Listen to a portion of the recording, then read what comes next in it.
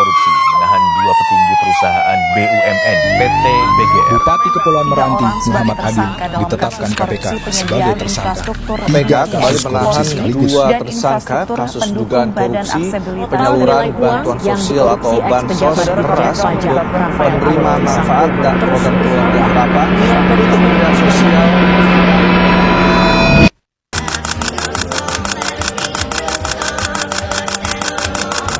Seorang kepala sekolah di Kabupaten Goa, Sulawesi Selatan berinisial MS ditetapkan sebagai tersangka atas dugaan kasus korupsi dana bantuan sosial.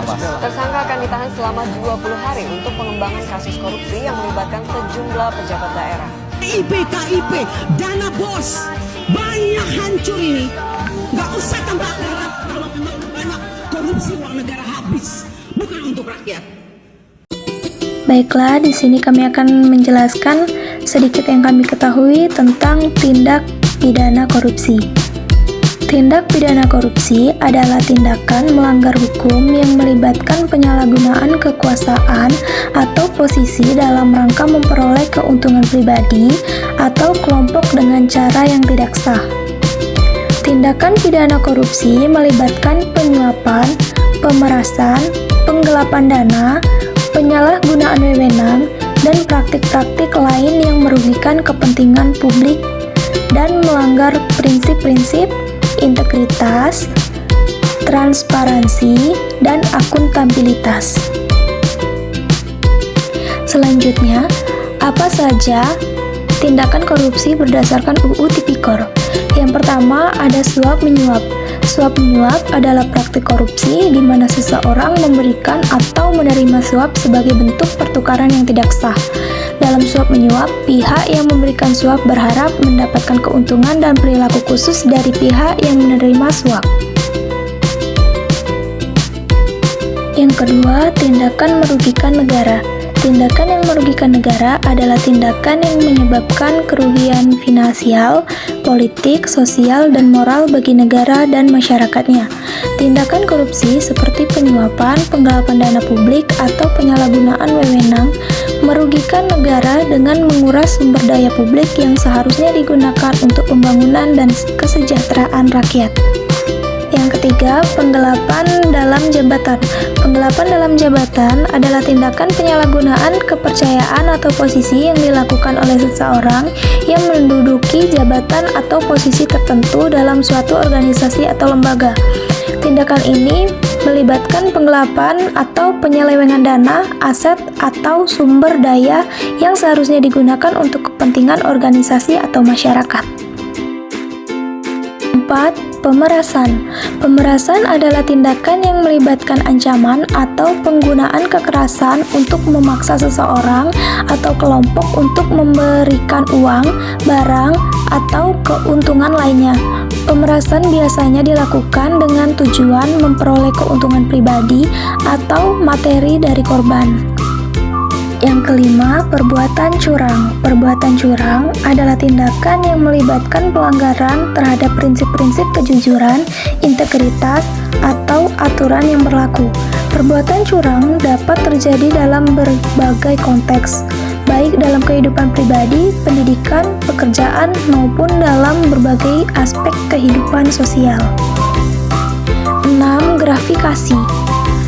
Gratifikasi adalah pemberian atau penerimaan hadiah, uang, atau manfaat lainnya yang diberikan kepada seseorang dengan tujuan mempengaruhi atau memperoleh keuntungan dalam konteks pekerjaan atau jabatan yang dimiliki. Gratifikasi seringkali terkait dengan konteks korupsi dan merupakan tindakan yang melanggar etika dan hukum. Faktor dan ciri-ciri tipikor. Faktor terjadinya tipikor yang pertama yaitu keserakahan, yang kedua kesepakatan, yang ketiga kebutuhan, dan yang keempat pengungkapan. Selanjutnya, ciri-ciri tindakan korupsi. Yang pertama, penyalahgunaan kekuasaan, yang kedua, transaksi ilegal atau tidak sah, yang ketiga, merugikan kepentingan publik, yang keempat, pelanggaran etika dan integritas. 5. Untuk memperoleh keuntungan pribadi. 6. Berdampak negatif.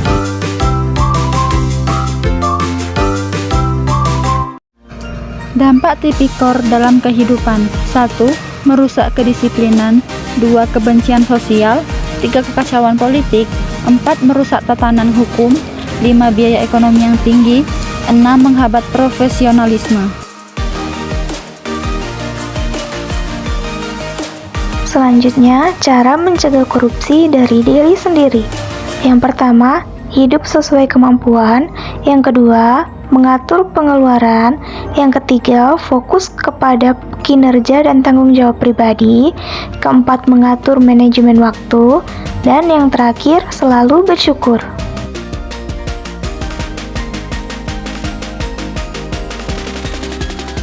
Jadi, kesimpulannya, tipikor adalah tindakan menyeleweng baik dilakukan oleh masyarakat atau pejabat publik yang akan berdampak buruk bagi diri sendiri maupun orang lain. Tak jarang pelaku tindak korupsi dikucilkan oleh masyarakat karena tindakannya yang merugikan. Jadi, jauhilah tindakan korupsi dan tanamkan nilai-nilai anti korupsi sejak usia dini.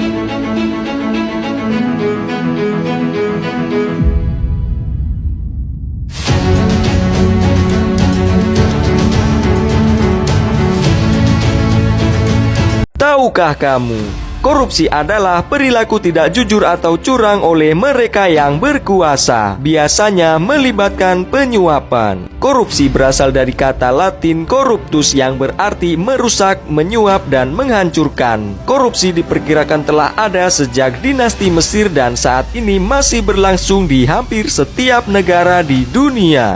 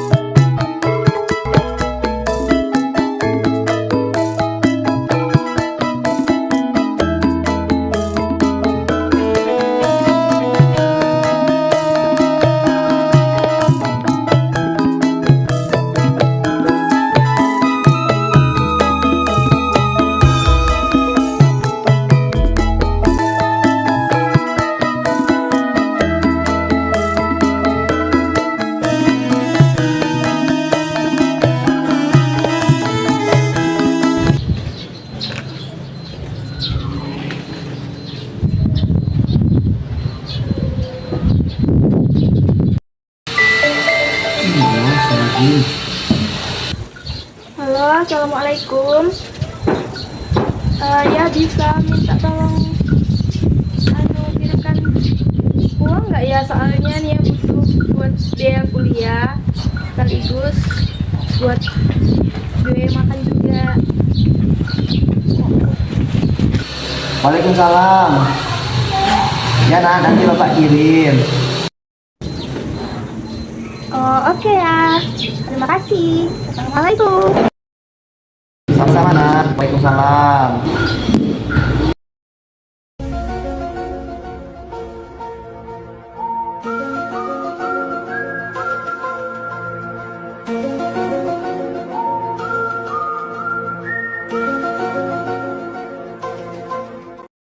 Halo Adel, bisa ke ruangan saya sekarang? Oke, saya tunggu ya. Sekarang. Masuk. Permisi Pak, ada yang bisa saya bantu? Terima kasih, saya ada yang saya bisa. Baiklah, ini saya tanyakan, apakah ada desa untuk pembangunan desa kita telah cair? Baik Pak, itu yang ingin saya informasikan bahwa pembangunan di desa sudah cair. Kira-kira berapa yang saya untuk itu? Uang pembangunan di desa itu masuk ke kita sekitar 500 juta Pak. Wah, 500 juta berarti besar juga ya untuk desa kita. Saya tahu kamu pasti tergiur dengan uang itu. Apakah kamu sedang beruang?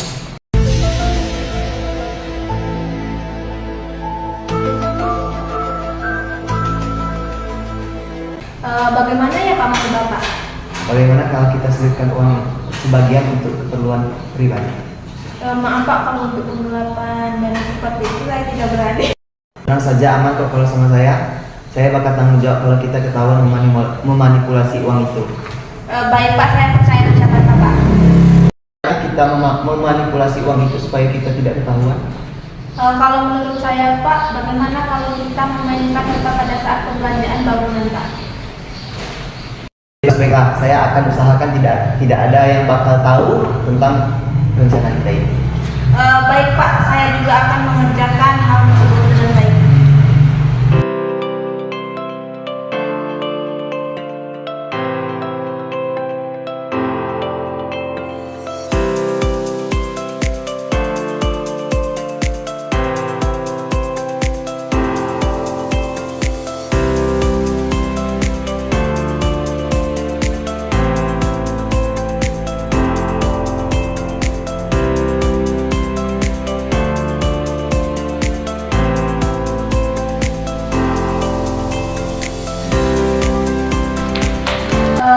Permisi Pak, ini untuk dananya sudah saya ambil. Baik, terima kasih. Nanti kabari saja ya.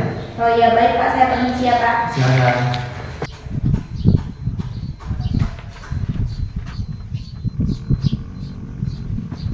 Korupsi adalah musuh kita bersama. Ibarat virus, korupsi juga tersebar di mana-mana. Wabah di seluruh penjuru menggerogoti negeri. Korupsi terjadi karena cinta materi. Tindakan korupsi seringkali melibatkan hubungan keluarga, anak, dan istri karena kebiasaan keluarga yang tidak peduli dari mana asal penghasilan sehari-hari. Karena itu, keluarga punya pengaruh besar untuk mencegah korupsi dari akar. Di balik keluarga yang terhormat, ada anggota keluarga yang hebat, yang selalu mengingatkan sumber pendapatan dan menjaga makna kebahagiaan dengan kesederhanaan. Jangan sampai terlambat hingga semuanya menjadi kiamat. Ditangkap penegak hukum, penghuni rumah tahanan bertahun-tahun tidak pulang. Melihat keluarga dari kejauhan, rasa sesal yang berkepanjangan. Karena itu, mulai cegah korupsi sejak dini dari rumah kita sendiri. Kita bisa mencegah korupsi dari keluarga kita sendiri. Korupsi telah menjadi salah satu masalah serius yang menghambat perkembangan berbagai negara termasuk Indonesia.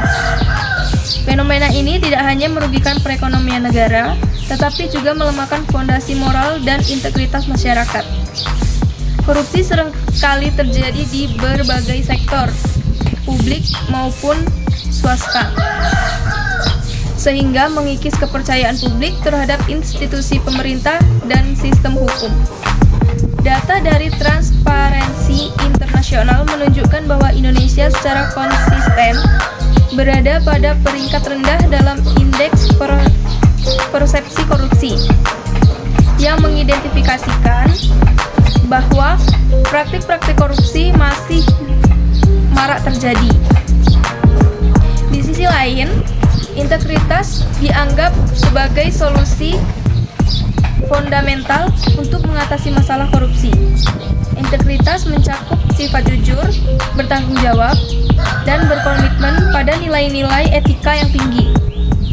Dalam konteks pemerintah, integritas menjadi elemen penting yang harus dimiliki oleh setiap pejabat publik dalam menjalankan tugasnya.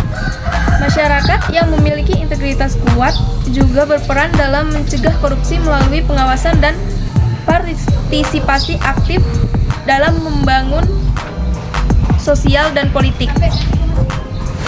Oleh karena itu, maka ini akan membahas bagaimana korupsi dapat diatasi melalui penguatan integritas baik di tingkat individu. Beberapa dampak korupsi. Yang pertama yaitu sosial dan kemiskinan yang dapat mengakibatkan meningkatnya kesenjangan sosial, menghambat pengentasan kemiskinan, merusak kepercayaan antar warga. Yang kedua yaitu ekonomi yang dapat menghambat pertumbuhan ekonomi, menurunkan investasi, meningkatkan biaya produksi. Selanjutnya yaitu pendidikan, menurunkan kualitas pendidikan, menghambat akses pendidikan bagi masyarakat miskin. Selanjutnya yaitu ada penegakan hukum, melemahnya penegakan hukum menciptakan ketidakadilan. Selanjutnya yaitu ketahanan dan keamanan. Melemahnya ketahanan negara memicu konflik sosial. Dialog ini mencoba menyoroti berbagai dampak negatif korupsi secara lebih luas dengan memahami dampak-dampak tersebut. Diharapkan masyarakat semakin sadar akan bahaya korupsi dan ikut serta dalam upaya pemberantasannya. Dengan catatan, dialog ini dapat dikembangkan lebih lanjut dengan menambahkan karakter lain seperti perwakilan dari pemerintahan di desa atau aparat penegak hukum. Selain itu, dialog ini juga dapat disesuaikan dengan konteks sosial dan budaya yang berbeda.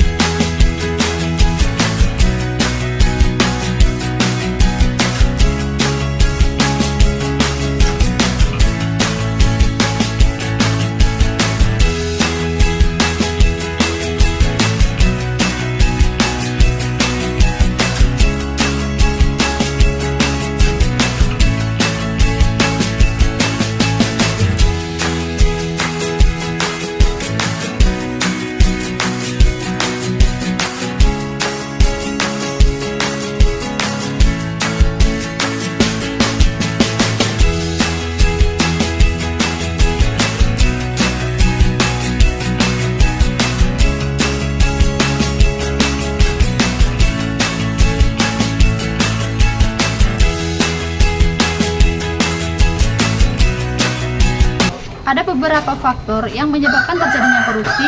Yang pertama, faktor individu. rendahnya integritas dan moralitas individu seringkali menjadi akar penyebab korupsi. Keserakahan, keinginan untuk memperkaya diri, dan lemahnya kesadaran etika menjadi pemacu utama individu untuk terlibat dalam tindakan korupsi. Yang kedua itu ada faktor struktural. Sistem birokrasi yang rumit dan tidak transparan memberikan peluang bagi munculnya praktik korupsi. Selain itu, lemahnya pengawasan dan akuntabilitas dalam institusi pemerintah juga menjadi pemicu utama.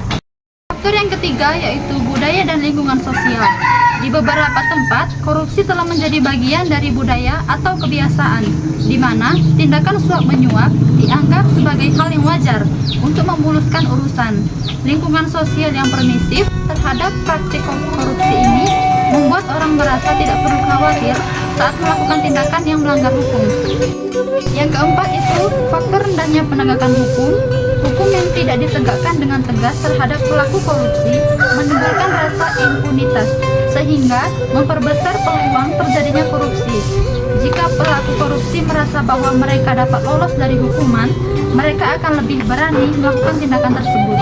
Apa yang telah dibahas mengenai korupsi dan pentingnya integritas dalam pencegahan tindakan korupsi berdasarkan analisis yang dilakukan dapat disimpulkan beberapa poin, yaitu ada 5 poin. Yang pertama yaitu korupsi sebagai masalah serius, yang kedua peran penting integritas, dan yang ketiga pencegahan korupsi melalui pendidikan dan kesadaran, yang keempat perluasan upaya pemberantasan korupsi, yang kelima rekomendasi untuk masa depan. Saya akan menjelaskan poin yang pertama, yaitu korupsi sebagai masalah serius.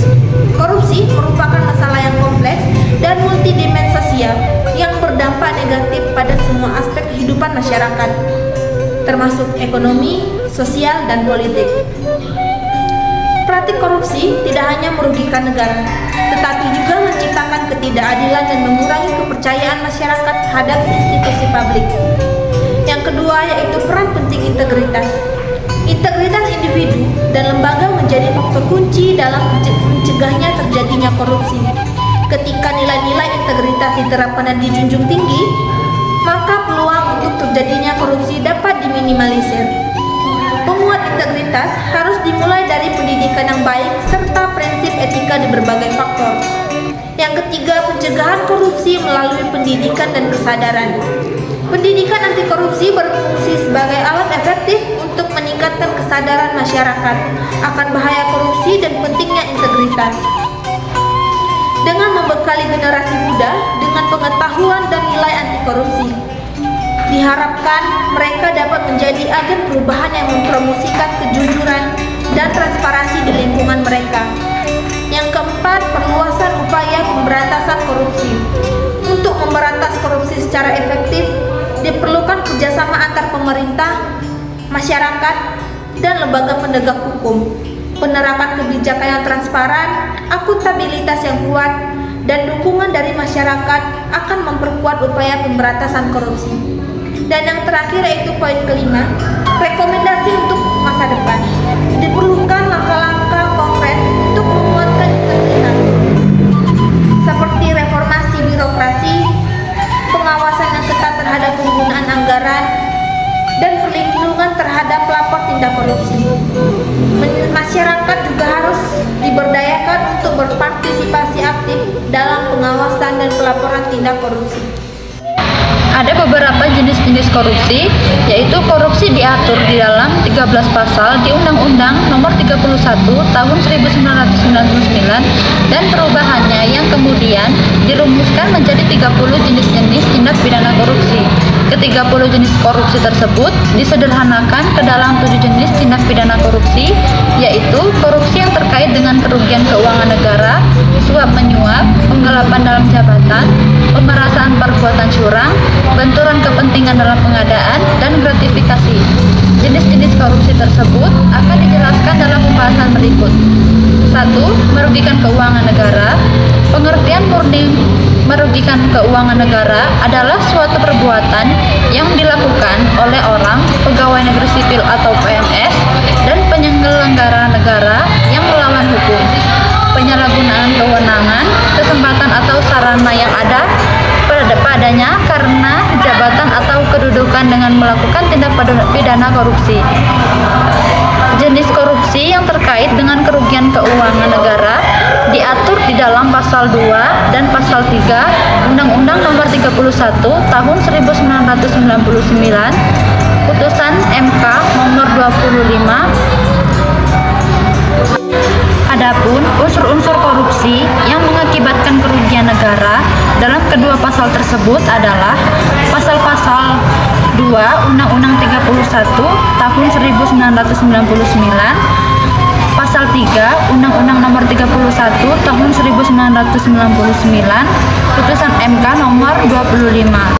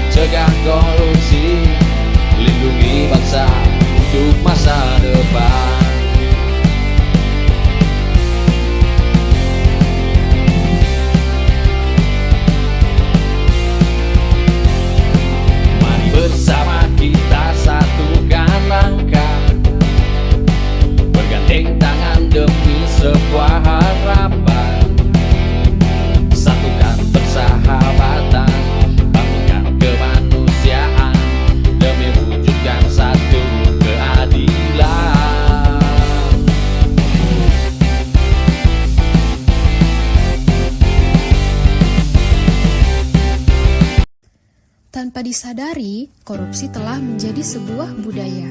Terlebih di Indonesia, korupsi seolah sudah menjadi hal yang biasa bagi semua kalangan masyarakat, baik yang muda sampai yang tua. Akibatnya, korupsi pun semakin mengakar kuat dan perlahan telah menjadi sebuah kebiasaan. Tidak melulu korupsi menyangkut hal-hal besar seperti penggelapan uang negara, tetapi korupsi bahkan bisa ditemukan pada hal-hal kecil yang terjadi di kehidupan sehari-hari. Sikap yang dianggap sepele dan wajar ternyata bisa memicu mental korupsi di dalam diri kita. Bisa kita temui di sekeliling kita, mulai dari hal kecil seperti membeli makanan pokok di pasar. Terkadang ada oknum yang menggunakan timbangan dengan takaran yang tidak tepat. Atau mungkin saat terkena tilang oleh pihak berwajib, ada orang yang lebih memilih membayar uang damai daripada harus repot-repot ke persidangan. Padahal, tindakan tersebut juga termasuk dalam suap. Atau ketika kamu dimintai orang tua atau siapapun untuk membelikan sesuatu di sebuah toko, ternyata ada uang kembalian. Tidak jarang, kamu tidak mengembalikan uang kembalian karena beranggapan itu bagian dari upah kamu.